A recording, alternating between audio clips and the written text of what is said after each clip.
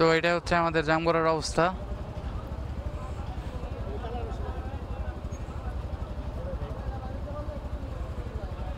তো এখন কতক্ষণ লাগে কোনো ঠিক ঠিকানা নেই। আমি আপনাদের সাথে কথা বলি ভাইজোরের নিচে, কারণ আমি সবার সামনে ওরকমভাবে কথা বলতে পারি না। গাইস, এতক্ষণ জ্যাম ঠেলে আবার আরেক জ্যামে পড়লাম। আপনাদের যতই চাই যে জ্যাম দেখাবো না, কিন্তু ঘুরে ফিরে বারবার সেই জ্যামের কবলেই পড়ি।